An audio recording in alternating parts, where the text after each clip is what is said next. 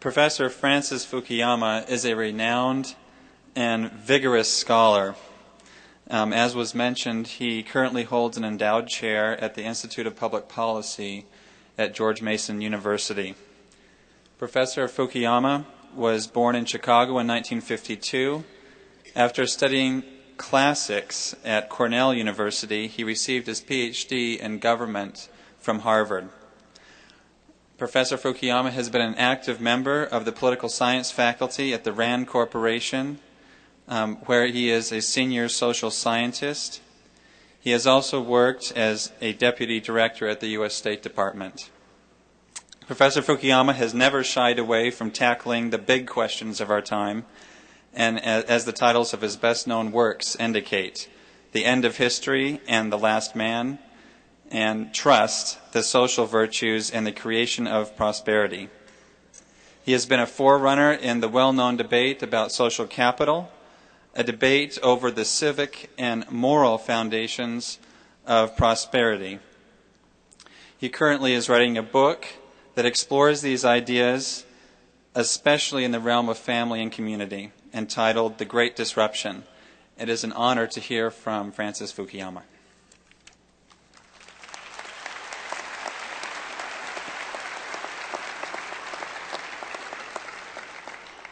Well, thank you very much for that very kind introduction. I'm delighted to be back at BYU and back in Provo. I spoke here, I think, about 3 or 4 years ago.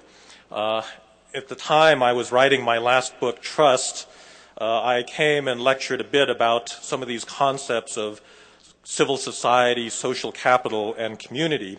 When I left Provo, I had an armful of literature about the LDS and about the history of the Mormon Church and about social life in this part of Utah, which I found so utterly fascinating that it eventually got incorporated into about half of a chapter of that book, because it seemed to me that in many ways the history of the Mormon Church is a perfect parable, in a way, for the history of civil society in the United States. And so if I speak to you today about the crisis of civil society in the U.S., it's a little bit ironic, because Provo is about the last city in the United States where you need to lecture people about the need and the weaknesses of contemporary social life in the U.S.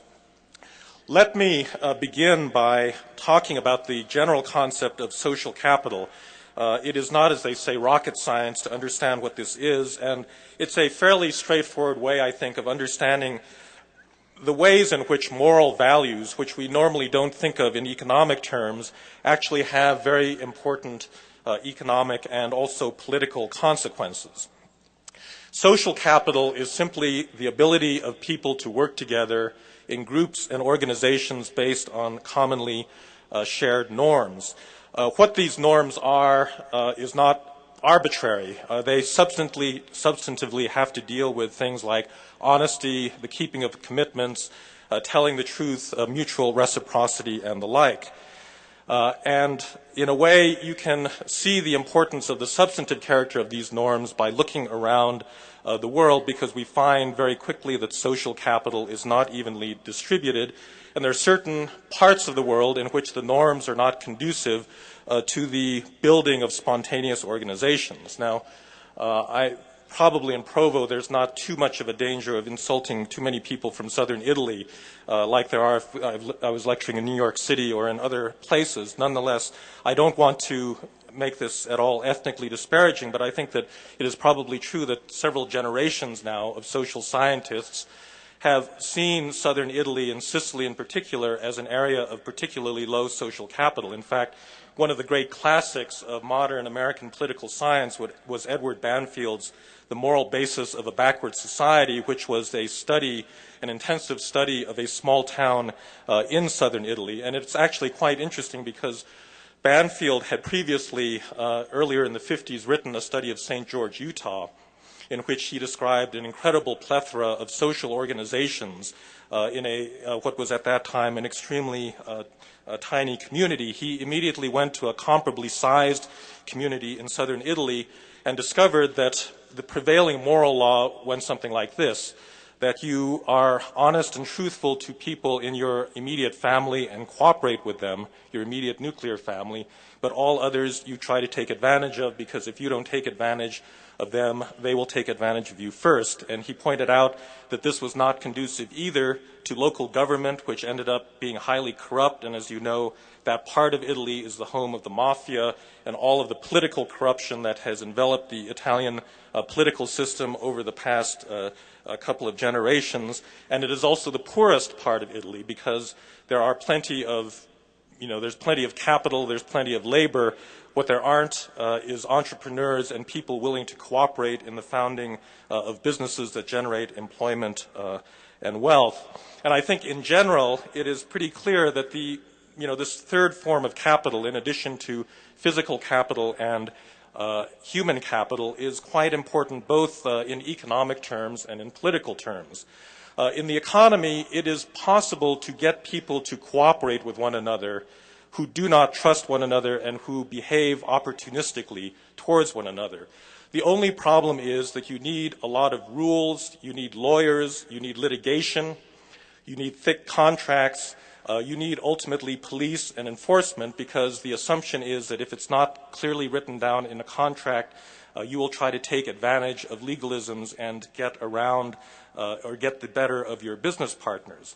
And all of those costs, the litigation and the lawyers and the legal apparatus and the enforcement apparatus, all amount to what economists call transaction costs. These are costs that could be saved in a society in which people's word was their bond, in which people had commonly shared moral values that allow them to cooperate much more effectively. I think in the political sphere as well, it's obvious that social capital is absolutely critical to the functioning of a modern democracy. It is really probably Alexis de Tocqueville that stated this the most elegantly. Those of you actually, I'm never sure how many undergraduates have read Democracy in America these days, but those that have generally come away with a single lesson about the United States, which is the art of association. That is to say, Tocqueville, upon traveling to the United States to study the prison system in the 1830s, came away convinced that America was completely different from his native France, precisely, and he didn't use the word social capital, but it was precisely in terms of social capital, because he said that the U.S. was filled with voluntary associations for purposes trivial and serious, temperance movements, abolitionist societies, Bible studies, and the like. And his argument was that the success of the democratic experiment in the United States was critically dependent on the ability of the citizens of this country to spontaneously organize themselves into these myriad voluntary associations that constituted American civil society. A modern liberal democracy is a system of limited government. It's a system in which the state does not, from the top down, hierarchically organize our social and political lives. And if a system of limited government is to survive, it's obvious that if the society is not to degenerate into anarchy, it has to have a lot of structure that comes from below rather than above. And for this reason, Tocqueville said that the American art of association was intimately linked with the success of democracy in this country. Now, let me go on a tour of the global economy in a certain sense to show the ways in which social capital plays out in the structuring of industries and businesses around the world. I'm going to start in Asia and then move to Europe and then to Latin America and come back to the United States, because I think it's important to understand that social capital, like other forms of capital, cannot be taken for granted. It has to be specifically generated and used and replenished, and not all societies have equal endowments of it. Now, the easiest way to illustrate this is in Asia by contrasting the nature of Japanese and Chinese capitalism. Many of us tend to think of East Asia as one large, undifferentiated cultural area. It's all somehow an area of Asian values, and I think that the whole Asian values argument that was put forth some years ago by former Prime Minister Lee Kuan Yew of Singapore was really not helpful in allowing us to understand the culture of this region, because in fact there are extremely important differences among different Asian societies, and nowhere is this more important or more evident than in the contrast between China and Japan with regard to social capital.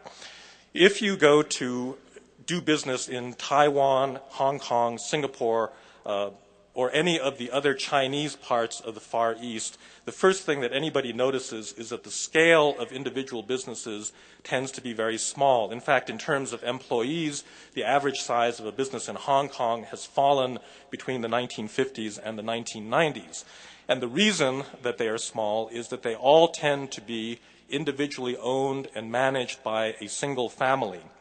And for all of the unhelpful, I think that Lee Kuan Yew in many ways wanted to create a ideology of Asian values to support his form of petty paternalistic authoritarianism. But if you look at the real cultural meaning of Confucianism in present-day Asian societies, it is to raise the family and obligations to the family above any other form of social obligation. To illustrate this, you simply look at an example from traditional Confucianism. What happens if your father commits a crime and the police knock on your door and say, "Where is your father? Turn him over to us." Now, for any child in any society, this is a tremendous moral dilemma. Do I report my father to the police? And in terms of traditional Confucian values, it is pretty clear that you do not report your father. Your father, your obligations to your family trump your obligations to the state, and as a result, the family becomes an inclusive moral universe. Now, this has a number of business implications. Many Chinese family businesses, for example, keep two sets of books, one for the family and one for the tax collector. And it means that, in a way, you set up a two-tier system of moral values where your primary obligations, your strongest obligations, are to family and kin. And by the way, in China, that's a very large circle of people because it's not simply nuclear families, but extended groups like clans and lineages, particularly in southern China. But on the other hand, your moral obligation to the state, the way that you approach civic service, if you're a bureaucrat or a public official, the moral level is considerably lower. And it also has important implications for the structure of Chinese businesses. It is very difficult to create an institutionalized, long-standing Chinese business. There's a so-called Buddenbrooks effect, named after Thomas Mann's famous novel of a three-generation German family. Very few Chinese businesses survive into the second or third generation. They're established by a patriarch, almost always a man, who creates a textile or machine tool business, turns it over to his male children, and by the cultural rules in Confucian societies, the inheritance has to be divided equally among male heirs, which means that it's very hard to accumulate and concentrate capital. By the third generation, the children are all studying art history at Yale or Stanford or some such place. They're not interested in coming back to Taipei or to Hong Kong to run a gritty textile business, and at that point, the family business tends to fall apart. Now, this is not bad from the standpoint of the economy as a whole because there are 10 more family businesses that then bubble up to take its place, but it does mean that it is quite difficult in that kind of a society to generate very large-scale businesses in sectors like autos or semiconductors or aerospace that naturally reward large-scale production. And as a result, in this kind of society, the state usually ends up stepping in to organize large-scale business. We think of Taiwan as a very market-oriented economy, but in fact, in the 1950s, about 30% of its economic output was produced by state-owned factories in petrochemicals, defense, steel, and the like, because it required the state to organize any kind of large-scale business. The family structure in that part of China was not sufficient to do that. If you go to Japan, the situation is utterly different because social capital is distributed very differently. The Japanese family is more stable than its Western counterpart, but it is a much weaker institution compared to other kinds of obligations. If you are a Japanese young person and you face that same dilemma, your father has committed a crime and the police want to know where he is, you turn your father over to the police. There's no cultural question about that because your obligation, in feudal times, it was your obligation to your feudal lord. Presently, it's your obligation to your company or to the state itself, trumps your obligation to the family. In China, the folklore is all about so-and-so was so virtuous, had so much filial piety that he sacrificed everything for his family. In Japan, the folk stories are all about a samurai or warrior that was so virtuous that he sacrificed his family for the sake of service to the emperor. And it leads to a different kind of business culture. The famous Japanese salaryman is a white-collar middle manager who basically spends his entire adult life spending extremely little time with his family, in contrast to the Chinese businessman that works in the bosom of his family his whole life. Japanese salaryman comes home briefly for dinner, then goes out drinking with his office mates. On weekends, you don't spend time with your family. Again, you go out on an office picnic. And so all of your social obligations, in a sense, go outside of the family. Now, in many respects, the ability of I guess another way of putting this is, in Chinese society, trust, the radius of trust, is limited to family and kinship groups. In Japan, it is much broader. It is much easier for strangers to come to trust one another because the kinds of values that are shared well beyond kinship. And it meant historically that Japanese family businesses had no trouble bringing in a bookkeeper or an accountant, somebody that was prized for professional expertise rather than for bloodlines. And I believe that it is one of the important cultural explanations for why Japanese companies already in the 19th century had grown to be massive, very large industrial enterprises.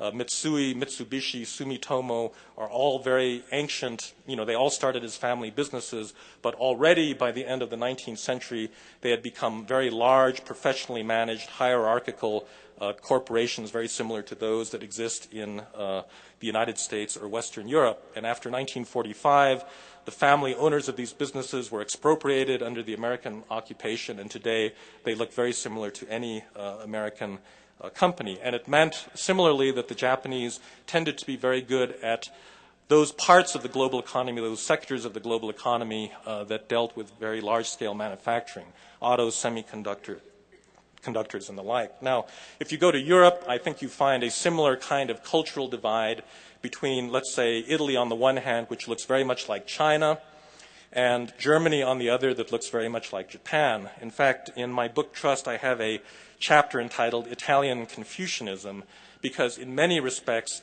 modern Italy resembles no other part of the world so much as Taiwan or Hong Kong. And this is particularly true in what's called La Terza Italia, the part of Italy that has been the most economically dynamic. Italy has done extraordinarily well in the last generation or two. It surpassed the United Kingdom in terms of per capita GDP, and much of that growth has been from tiny family firms that come from Emilia-Romagna, the Marche, the area in Tuscany around Florence, all of which produce ceramics, designer clothes, industrial robots, designs for the German automotive industry, all produced, just as in Taiwan, by tiny family-owned and family-managed firms. These famous brand names, Versace, Ciment, Benetton, all originated in that part of Italy. And for similar reasons, I think, as in the case of Chinese capitalism, a lot of Italian capitalism has been centered around families because the family is an extremely important social structure. But as in China, there tends to be a deficit of trust outside of the family. It tends to be difficult for strangers to come to cooperative arrangements with one another, and therefore, the few large firms that exist in Italy are in the most northern parts around Milan, and they tend to be non-existent in southern Italy that is much more atomized socially. And again, that's quite a contrast to Germany that has always had an extremely dense civil society. Labor agreements are negotiated between the very large and powerful German labor unions, the employers' federations. There has been, the administering of the apprenticeship program basically out of German civil society. And for comparable reasons, I think German firms have grown to a very large scale, export-oriented firms in the late 19th century in the same way that Japanese firms have. And again, I think that one of the reasons, not the only reason, but one of the reasons had to do with the prevalence of trust.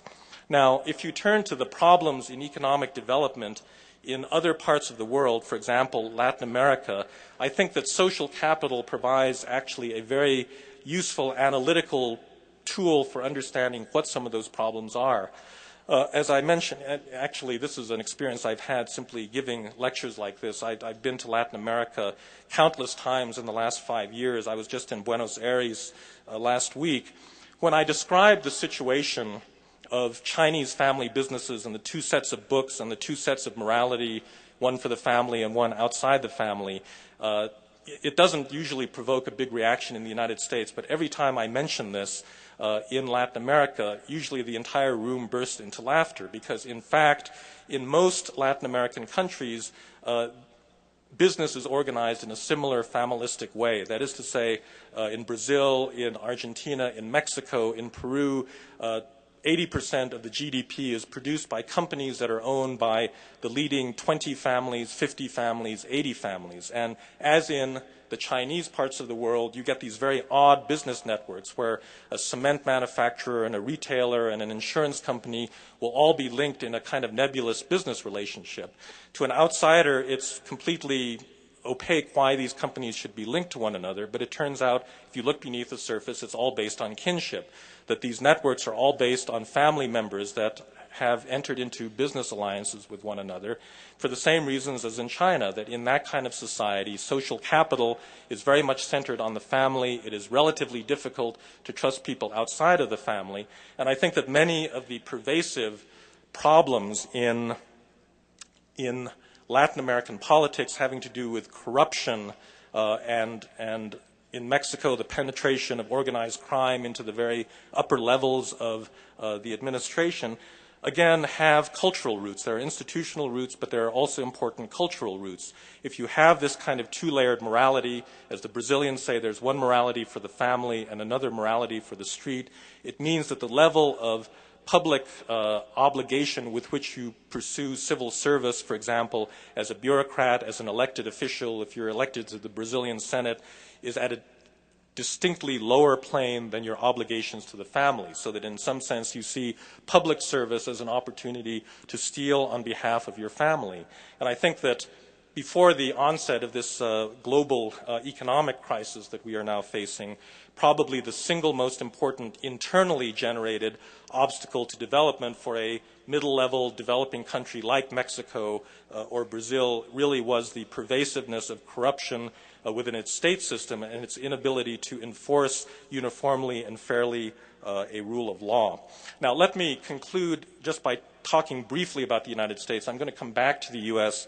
at the end of my lecture because I think we are all primarily concerned with social developments here, and simply to raise the question, where does the United States stand in the spectrum of low trust and high trust countries? For example, if you put Japan over at one end of the spectrum as a very high trust society, very group oriented, people work together very readily, strangers work together in groups, and on the other hand, you put a society like China or possibly southern Italy at the other side, where people are extremely individualistic and go it alone. Where does the United States stand on this spectrum? Now, many Americans actually would put us over at the atomized individualistic end. Obviously, individualism is a major cultural theme that is supported by the nature of our political system, the system of individual rights on which the Declaration of Independence and the Constitution are based. And certainly the theme of rugged individualism was absolutely critical in the forming of Americans' self-concept about themselves. Ross Perot, in the days when he used to be admired as a potential political leader, had the motto, "Eagles don't flock, you have to find them one at a time." And in a certain sense, this whole idea of taking off the IBM suit and starting up your own company in opposition to the authority of this big bureaucratic machine appealed very much to Americans. They would say, we do not believe in authority, we like to go at our own. But in fact, I think that the truth of the United States, at least up until the 1950s or 60s, was very much the opposite, that in fact Tocqueville was right, that we belong not at the individualistic end, but in a way much more towards the Japanese end, that we always had a very cohesive society, not on the level of a centralized state that organized people, but rather in terms of the spontaneous organization of Americans in groups and organizations. Max Weber, the German sociologist who visited the World's Fair in St. Louis at the end of the 19th century, traveled through the United States, and he said that you would think that Americans would be like grains of sand with every grain of sand representing an individual, but in fact it's an extremely lumpy, cloddy society. Those grains of sand hold together in ways that are extremely unexpected. Now, I will get back to what's happened to that American Art of Association, because I think it's something that's troubling and needs further investigation. But let me move on to one further topic about the future of social capital in a high-tech environment. And in a way, this is also an appropriate topic to bring up in the city of Provo with Novell and WordPerfect and other high-tech software industries located here. In many respects, a lot of social scientists for a long time believed that in some sense moral values would go away with the progress, with economic progress. And in many ways, you can see this being said now about the Asian crisis, that one of the criticisms of Asian economic performance has been that everything is very personalistic, that business deals are struck with family members or with cronies or with various associates and not on the basis of impersonal market relationships. And indeed, there's a great deal of substance to this. The way that social capital is organized in China and Japan does in fact explain a lot of the misallocation of capital and some of the underlying structural reasons for the crash in Asia over the past year. But nonetheless, this idea that a modern society and a modern economy could be bereft of trust and moral relationship between people, that it's simply based on impersonal contract and law and lawyers and litigation, I think is not correct. And I think that you can see this most clearly in the shifts that have been occurring, particularly in the management of high-tech, high-skill firms in the United States over the last 15 to 20 years.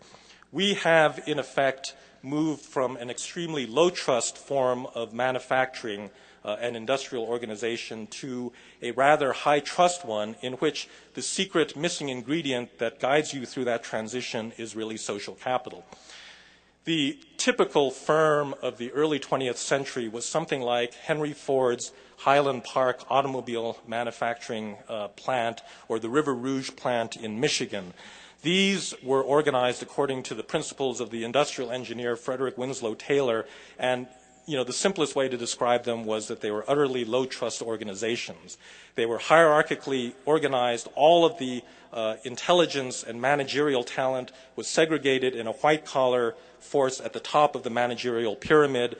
The low-skill, blue-collar workers at the bottom of that pyramid were controlled entirely by a system of rules and regulations internal to the company that dictated when they could take coffee breaks, when they could get up to go to the bathroom, how many rivets per hour they had to assemble as the cars went through on the assembly line.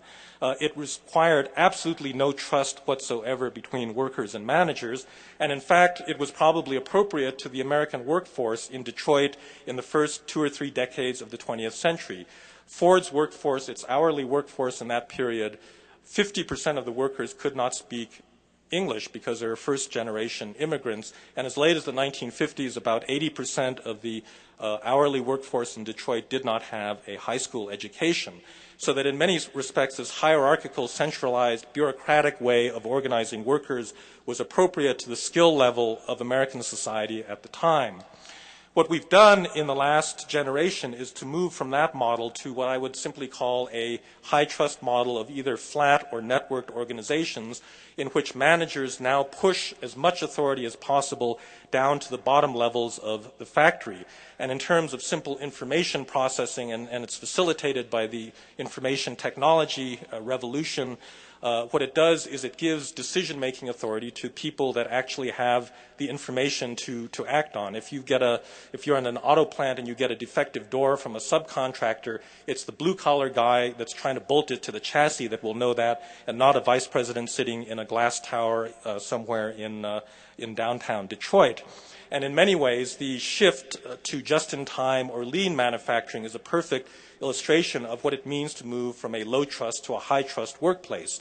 A just-in-time factory, which not accidentally began with Toyota in Japan and has now spread throughout the American automobile industry, in essence shifts authority down to the lowest level of the factory. If any of you have seen these Saturn commercials that they used to run a couple of years ago, all Saturn workers have this cord, which is similar to the cord in the Toyota plant. And if they pull the cord, they see a problem in the production process, and they pull the cord, and the entire production line stops. The managers then come out and try to fix the problem at the source. And this ultimately was the ultimate source of the quality advantage that Japanese automobiles used to have over ones produced in Detroit, because if you fix these problems at the source, you build the quality in rather than having to fix it later on. Now, if you think about this in moral terms, what the managers in this factory have done is to turn over, in essence, the ability to sabotage the entire output of the plant to every single one of their blue-collar workers. Any worker can pull that cord and stop the entire output of the plant. You think about locating a plant like this in southern Italy, or even in a traditional area in Michigan, where you have poisonous labor management relations, and you can see that you are inviting disaster. And in fact, this very long Detroit, the strike against GM that occurred earlier this year, and a previous one that began in Youngstown a couple of years ago, showed the vulnerabilities of just-in-time production to the lack of moral trust and moral connectedness between workers and managers. If you feel that the management is not being open with you in terms of its relations with the UAW, and GM has had plenty of problems like this, the entire output for all of GM's operations then shut down, because everything is connected to everything else. You create this incredible vulnerability, and I think one of the big advantages that Ford and Chrysler have had over GM is that they understood the social capital aspect of modern manufacturing. Unless you create those relationships of trust within the workplace, it is impossible to manage these fast feedback loops in terms of information within the factory. Final example simply comes out of Silicon Valley. Most of us associate the American information technology, IT industry, with a high degree of competitiveness, individualism, entrepreneurship, all of these classical American values of people defying authority, going on to set up their own high-tech firms and the like. And that's obviously the case.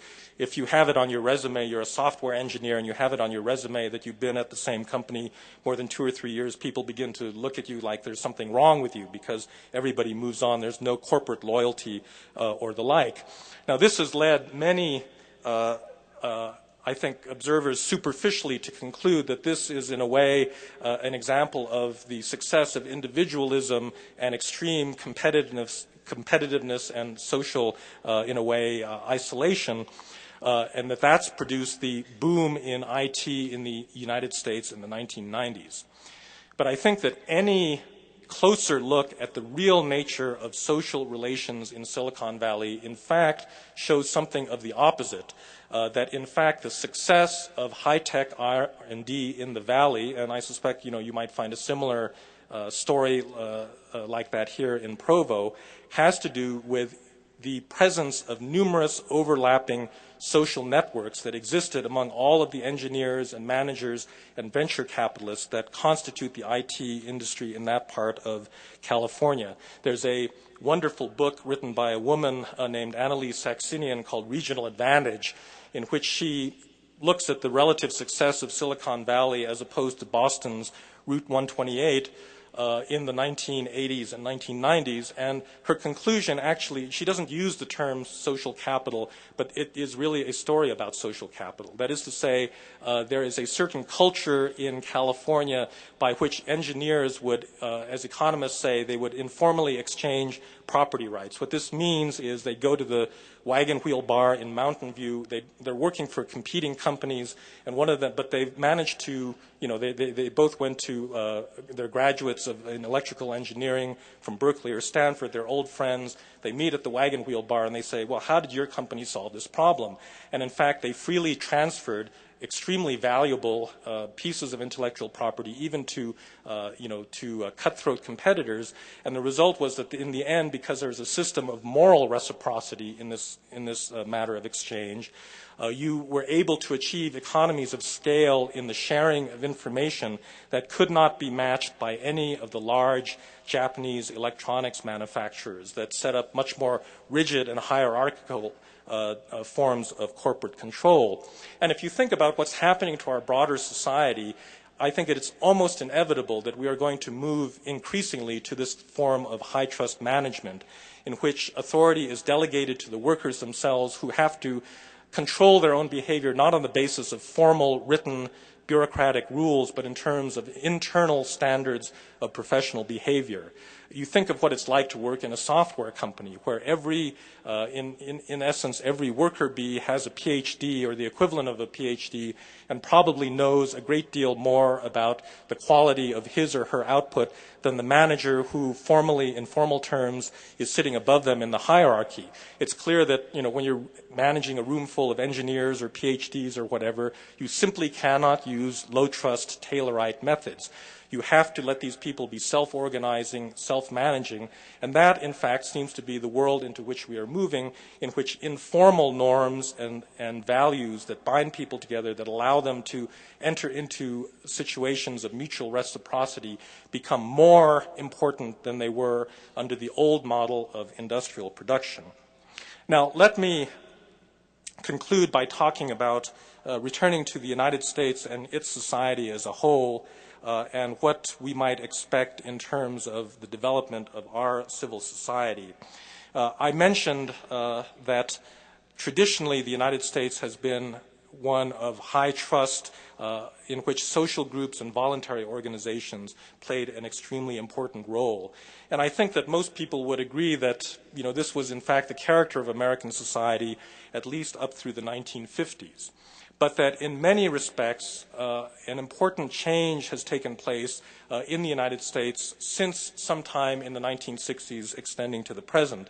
The person who has addressed this, of course, most directly is Bob Putnam, Robert Putnam, the political scientist at Harvard, who, in an article that came out about 3 years ago, Bowling Alone, which many of you may be familiar with, argued, among other things, that Americans are bowling in ever greater numbers, but they're bowling as individuals, not in leagues, not in larger social groups, and the like. And he catalogs the decline of many American organizations, what he calls the animal societies, the Moose and Elks and Kiwanis and so forth, the junior JCs and the Red Cross and PTAs and the like, and adduces this to argue that American civil society and the American art of association are in a terminal decline.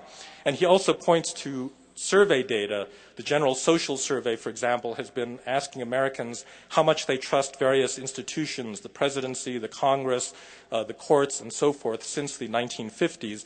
And all of these have shown extremely dramatic declines. The people in the 1950s willing to say that they generally trusted the government to do the right thing was about 70% of those polled. And today, the figure dropped as low as 15% in the early 90s. It's back up to about 20 to 25% now. And in terms of the trust that Americans have for each other, expressions of cynicism have grown similarly. In the 1950s, about 65% of Americans would say that their fellow Americans could be considered to be generally trustworthy. Today, again, that figure is down to around 25%. What is going on? Now, there is a lively debate that has been going on over this Putnam hypothesis.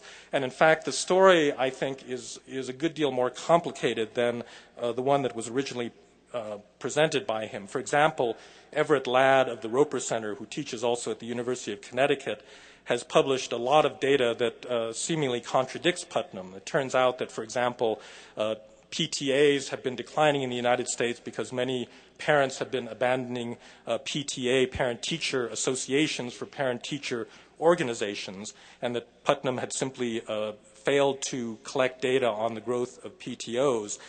Similarly, there's, I think, naturally a whole group of new kinds of organizations that have sprung up that are much more informal, that no statistical, counting agency would ever take notice of. All the, for example, AIDS support societies, all of the self-help groups, and therapeutic kinds of groups and associations in which Americans have indulged.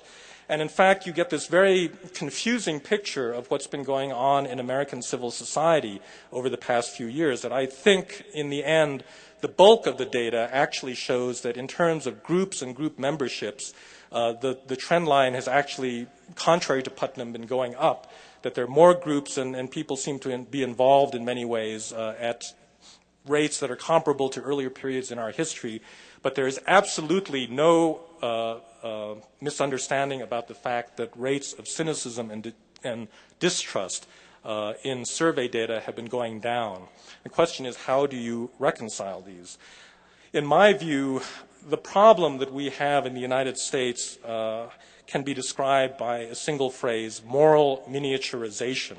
And I think that this is the key to understanding what's happened to our civil society. That is to say, we are participating in groups as a society, but they all tend to be smaller ones in which, I mentioned the radius of trust as being extremely important in defining social capital. Do you only trust members of your family, or does your radius of trust extend out to larger parts of the society?